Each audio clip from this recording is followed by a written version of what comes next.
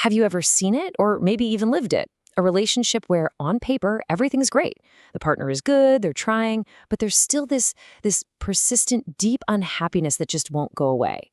Well, we're going to dive into a pretty controversial theory today that tries to explain exactly that. And it argues that the problem isn't the partner at all. Nope, it's something else. An invisible architecture that was built long before they ever even met. And right out of the gate, this theory hits you with this idea. You can't fix a woman's unhappiness. You can't love it out of her. It's a really powerful statement, and the whole idea here is that for a lot of men, this light bulb moment happens way too late. Only after they've completely burned themselves out trying to fill a void that, according to this theory, was never theirs to fill to begin with. Okay, so if the partner isn't the problem and love isn't the magic fix, then what in the world is going on? Well, this is where we get to the heart of the theory. It all points to something it calls an invisible architecture, or you could think of it as a kind of internal programming that's really the one running the show behind the scenes. All right, so let's dig into the first piece of this. The theory calls it the unsolvable puzzle. And I think this is a scenario that a lot of people will find, well, pretty familiar. It's all about why a man's absolute best efforts can just feel like a total frustrating failure. You know the vibe, right? It's like you could literally move mountains for her, and she'll just point out that they're not the right mountains. It's this maddening cycle. You bring flowers, but they're the wrong color. You pick a restaurant, but she wanted the other one. Every single solution you offer just seems to miss the mark, and every attempt just becomes more proof that you're somehow getting it all wrong. And this is where we get the first big twist in this whole thing. The theory says it was never really about you.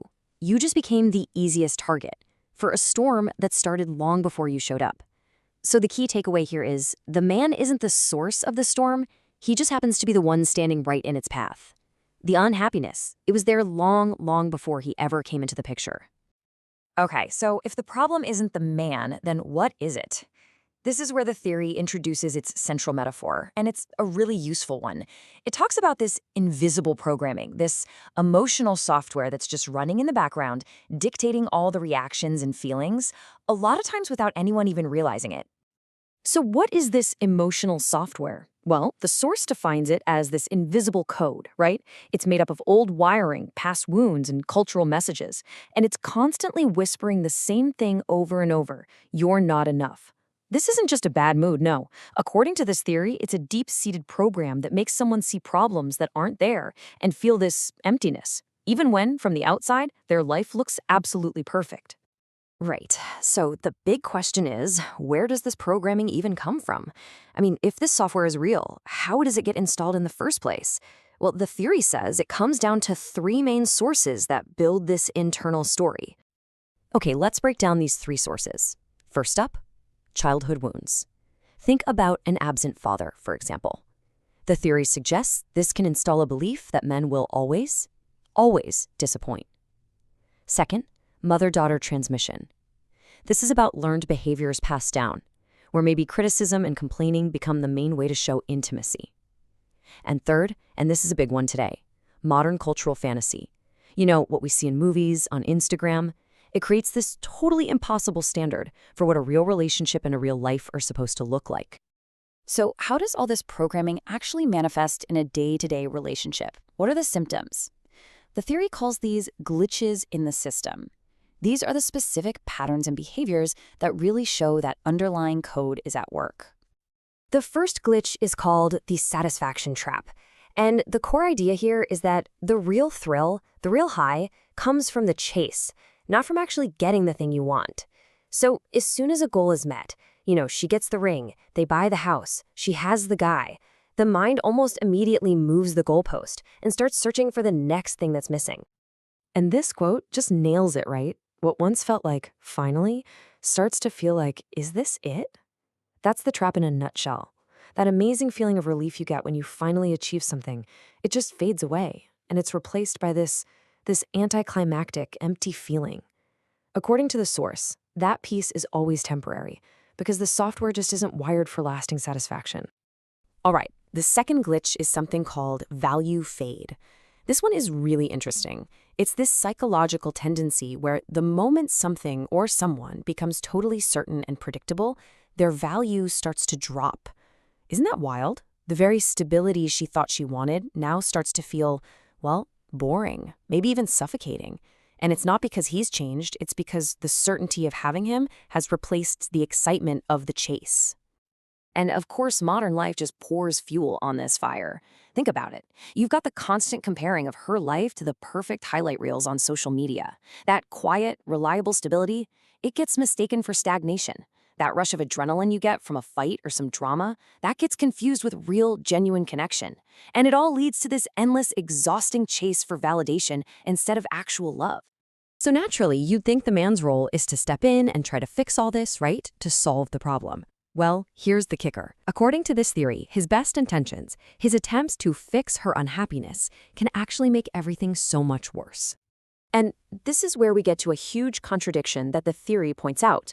On the surface, her stated request might be something like, "Please, just manage my emotions for me." But the subconscious reaction when he does that is that she starts to lose respect for him. Or she'll say, "I just want peace and stability." But then her underlying programming creates chaos, almost as a way to test his strength and see if he'll fold. And this quote really drives the point home. She wants stability, not surrender. She wants leadership, not apology. This distinction is absolutely crucial to the whole argument. The theory says that when a man becomes the caretaker of her feelings, walking on eggshells and bending over backward to keep her calm, he accidentally gives away the very thing that made him attractive to begin with, his strength, his leadership. So where does all this leave the man in the relationship? The theory's conclusion isn't about just giving up and walking away. It's about a really fundamental shift in his role, a move away from being the fixer to becoming something else entirely. So what's the prescription here, according to the source? Well, it's pretty direct. First, stop being the caretaker of her emotions.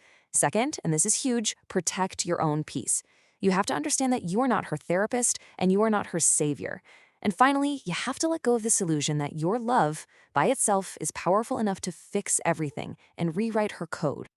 And really, this all boils down to one ultimate takeaway. Her happiness is her responsibility.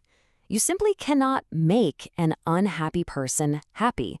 The tough, personal work of confronting those old patterns and rewriting that internal programming, well, in the end, that has to be her own journey.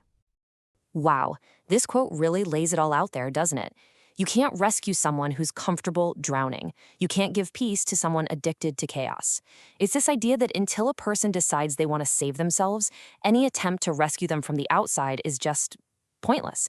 You can't force peace on someone whose entire system, as this theory puts it, is actually more comfortable living in chaos. And so the whole thing leaves us with one final, really provocative question to think about. It basically reframes the entire definition of what love is. What if real love isn't about fixing someone's wounds, but about having the strength to refuse to bleed for them? Definitely a challenging idea and a powerful one to end on.